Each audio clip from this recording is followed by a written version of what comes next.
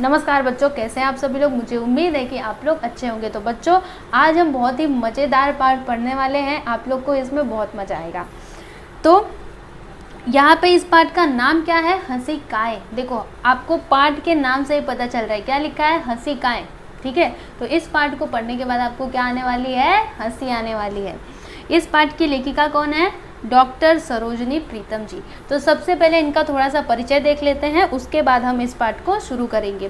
तो इनका जन्म हुआ था 6 सितंबर 1939 को। इनकी रचनाएं देख लो तो पंखों वाला फूल, मूरख चंद, मेरी प्रतिनिधि, हंसिकाएँ, चूहे और आदमी में फर्क, लाइन पर लाइन, आखिरी स्वयंवर। ठीक है, ये सभी इनकी रचनाएं हैं। परिचय देख लो तो सरोजनी प्रीतम आधुनिक हिंदी साहित्य की सुपरिचित महिला साहित्यकार और कवित्री हैं।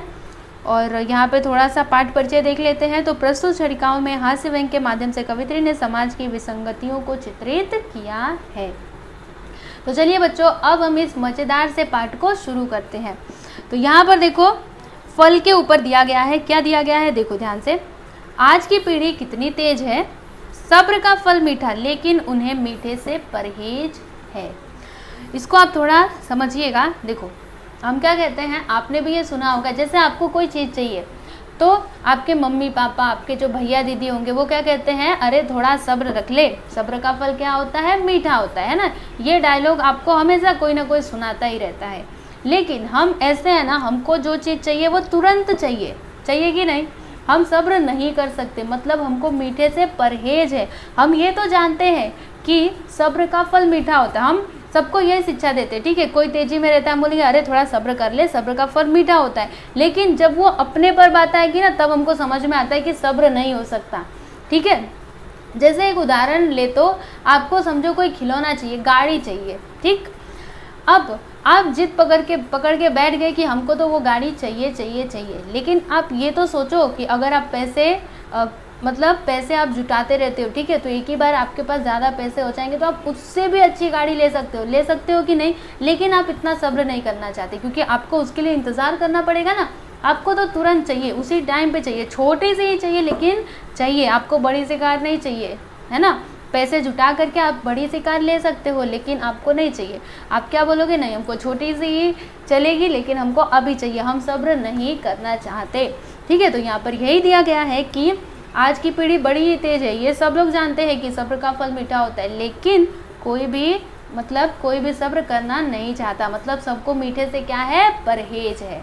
समझ में आ गया? ओके, अगला देखो, समस्या का निदान। अब इसको समझिएगा। देखो, 10 रुपये और 3 रुपये के डाक टिकट लाए, दुविधा में थे, 7 रुपये का टिकट कैसे लगाएं?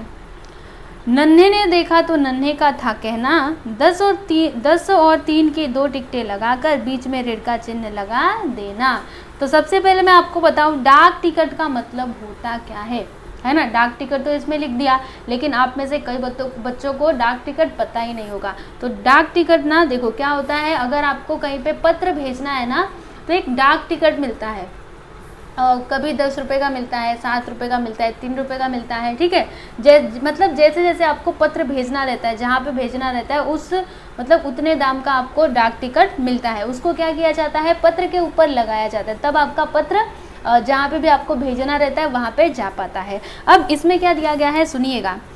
10 रुपये और 3 रुपये के डाक टिकट लाए। कितने रुपए के लाए? एक डाक टिकट लाए 10 रुपये का और एक लाए 3 रुपये का। दुविधा में थे। अब परेशानी क्या थी कि 7 रुपये का डाक टिकट कैसे लगाएं। डाक टिकट तो खरीद लाए 10 रुपये का और 3 रुपये का, और डाक टिकट लगाना कितने रुपए का है? 7 रुपये का। तो अब करे क्या? बड़ी परेशानी थी, बड़ी दुविधा में थे, कुछ समझ नहीं आ रहा है क्या करे। तभी नन्हे ने देखा और क्या कहा? नन्हा, ठीक है, नन्हे ने क्या बोला कि 10 और 3 की 2 टिकटें लगाकर क्या करो, 10 की टिकट लगाओ और 3 की टिकट लगाओ और बीच में क्या लगा दो? ऋण। ऋण मतलब क्या होता है? माइनस, घटाना। ठीक है, अच्छा 10 में से 3 को घटाओ, कितना आएगा? 7 आएगा। 10 रुपये की डाक टिकट है और 3 रुपये की डाक टिकट है। तो पहले 10 को लगाया, इधर 3 को लगाया और बीच में लगा दिया ऋण, मतलब माइनस। तो हो गया ना 7, 10 माइनस 10 ऋण 3, ठीक है, 10 में से 3 को घटा दो 7, हो गया ना समस्या का निदान। तो ये नन्हे जो अपने आप को बहुत इंटेलिजेंट मानता था उसने ये तरीका सुलझाया। क्या करना है कि 10 और 3 की 2 टिकटें लगाकर बीच में ऋण का चिन्ह लगा देना, हो गया ना समस्या का निदान। लेकिन बच्चों आप ही ज़रा सोचो, डाक टिकट लगाना कितने रुपए का है? 7 रुपये का लगाना है। डाक टिकट लगाया कितने का? 1 लगाया 10 का, 1 लगाया 3 का, तो टोटल कितने हो गए? कुल कितने हुए? 13। मतलब यहाँ पे तो ज़्यादा पैसे खर्चे हो गए, जहाँ पे 7 रुपये लगने वाला था वहाँ पे 13 रुपये। ठीक है, तो इस नन्हे जो अपने आप को बहुत ज़्यादा इंटेलिजेंट समझता था वो भी क्या बन गया? इसमें तो पागल ही बन गया। क्यों? क्योंकि 7 रुपये का डाक टिकट लगाना था, उसने उसकी जगह 13 रुपये गवा दिए, 13 रुपये का डाक टिकट लगा दिया। समझ में आया? चलिए अभी अगला देखिए, बीमा।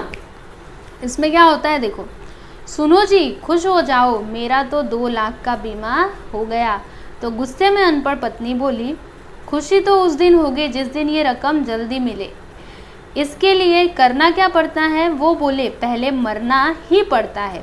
अब इसको समझना, देखो एक आदमी रहता है, वो अपनी पत्नी से आकर के क्या कहता है कि सुनो जी खुश हो जाओ। किस लिए खुश होना है? मेरा तो 2 लाख का बीमा हो गया। बीमा क्या होता है? मरने के बाद वो पैसे मिलते हैं, उसको बोलते हैं बीमा। हाँ, तो ये क्या कहता है कि सुनो जी मेरा तो 2 लाख का बीमा हो गया, खुश हो जाओ तुम। तो ये जो अनपढ़ पत्नी थी, जो पढ़ी लिखी नहीं थी, ठीक है, उसने गुस्से में आकर के क्या बोली कि खुशी तो उस दिन होगी जिस दिन मुझे ये पैसे मिले। समझ में आ रहा है? खुशी तो उस दिन होगी जब मुझे ये पैसे मिले। और फिर अपने पति को पूछती है कि अरे बताओ इसके लिए करना क्या पड़ेगा? तो पति ने क्या बोला कि पहले मरना ही पड़ता है। मतलब अगर तुमको ये पैसे चाहिए तो पहले क्या करना पड़ेगा? मुझे मरना पड़ेगा। समझ में आ रहा है आपको?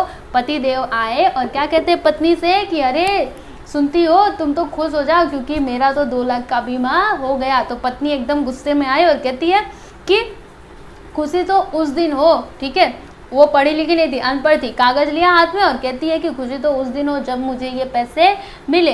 पूछती है क्या करना पड़ता है? तो पति ने क्या कहा? उसके लिए तो पहले मरना ही पड़ता है। समझ में आया? अब अगला यहाँ पर देखते हैं क्या है, दर्पण। तो दर्पण में क्या है चलो देखो, साहित्यकार पति ने कहा साहित्य को सब अर्पण है।